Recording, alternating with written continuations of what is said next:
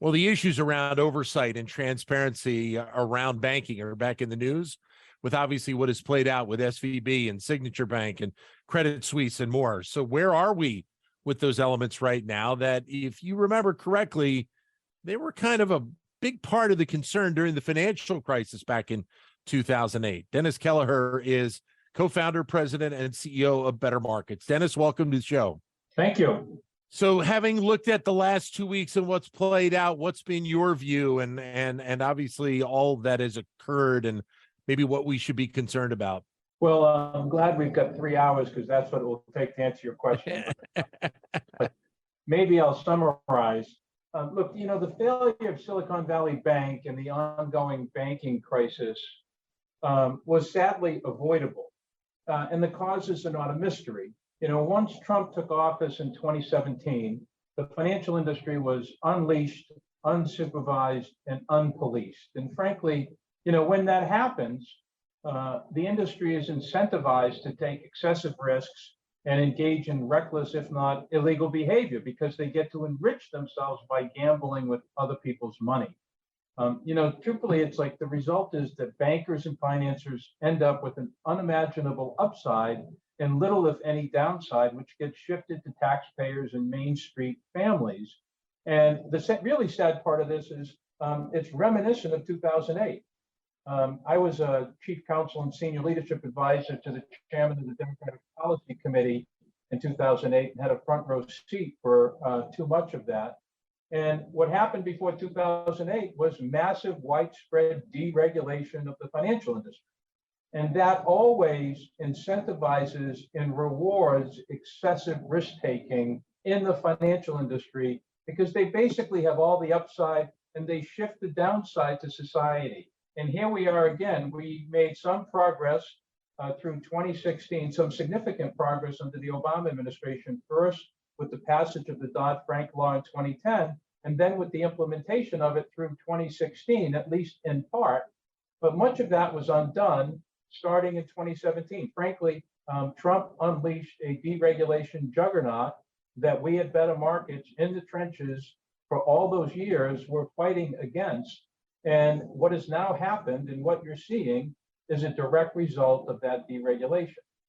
And so with what's occurred in the last couple of weeks, there's a lot of conjecture as to who gets the blame, whose responsibility it should have been. A lot of people are, talking about the role that the Fed and maybe even the San Francisco Fed may have taken or did not take in terms of the oversight of SVB as a lot of this stuff played out. Obviously aided on, as you said, by some of the changes that occurred back in 2018.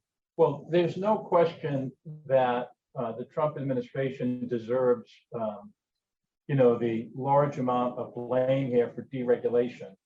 But I don't want to distract from the fact that the executives, officers, and directors of Silicon Valley Bank should be held accountable and are primarily responsible for engaging in irresponsible, reckless behavior here. The risks were widespread, obvious, and well-known, and they knowingly undertook them.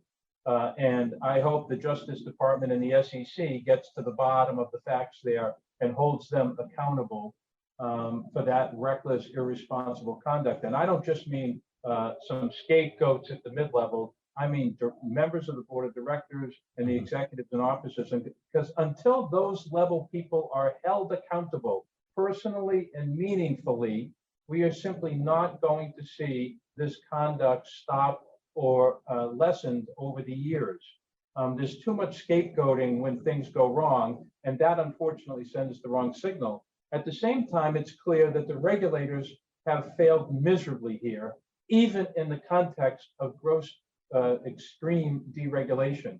Many people don't realize that the Fed and the banking regulators have multiple jobs, and everybody knows about regulation, but almost nobody knows about supervision. And there are a couple of hundred people who work for the regulators who focus on regulation. There are literally a couple of thousand, actually more than a couple, there's 5,000 or 6,000 people employed by the banking regulators who do supervision. Many of them go to the banks every day. They don't go to their office at at a regulator, they go to the bank and they examine, and their duty is to make sure that those banks are being operated by those executives and directors in a safe and sound manner and don't pose a risk to financial stability. It is clear that the Federal Reserve, which was the primary supervisor of the Silicon Valley Bank, failed miserably.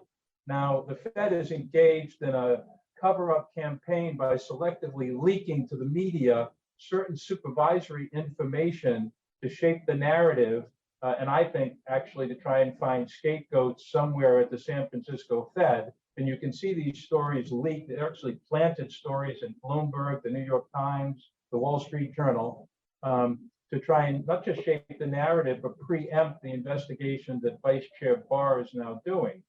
And so there are people, I think, who are going to try and say, oh, this wasn't a problem of regulation or even supervision. It was the problem and failure of a couple of supervisors in the San Francisco Fed. And that actually is not the case and would be misleading and incomplete. So then what's going to need to occur here? Because it feels like you're kind of leading us that we need to obviously kind of get back to where we were pre-2018. And even to a degree, after Dodd-Frank was put into place in terms of the oversight and the regulation around banks, so that there isn't the ability to have some of the activities that we've seen play out, and obviously the impacts on a lot of the deposits that have been in those banks over the last couple of weeks. Well, Better Markets has been in the trenches throughout the Trump administration fighting the deregulation. And let me just very quickly mention, there's a lot of people focused on the 2018 deregulatory law, referred to as a GRIPA or a Senate 2155.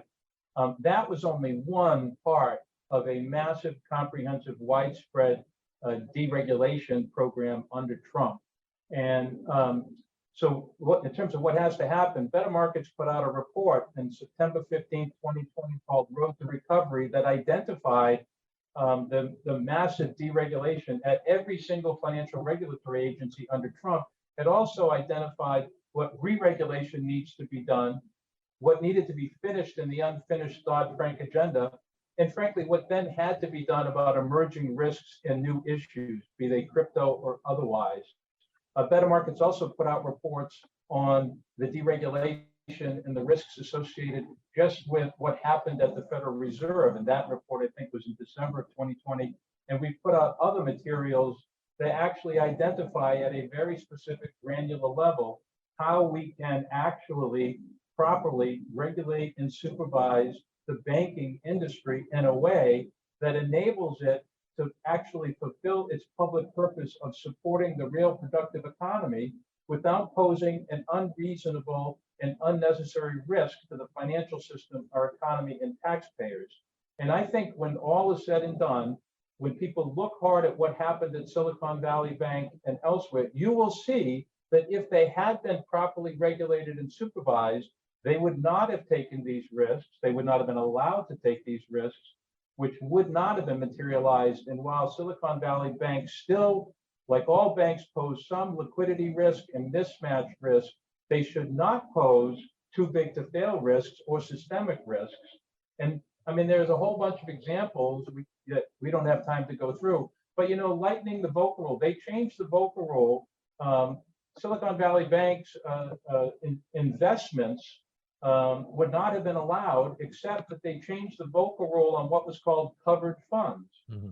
They also changed the way available for sale securities are treated, which in my view, likely caused Silicon Valley Bank to remove the hedging of its available for sale securities.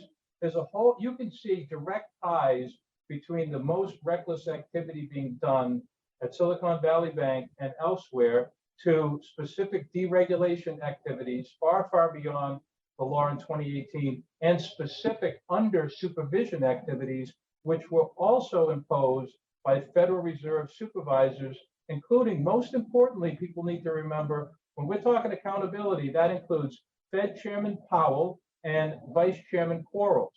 Vice Chairman Quarles was in charge during the Trump years, but he was fully supported by Chairman Powell, who not only voted for every of the 20 plus rules the Fed enacted deregulating banks like Silicon Valley Bank, he not only voted for that, He publicly supported it in speeches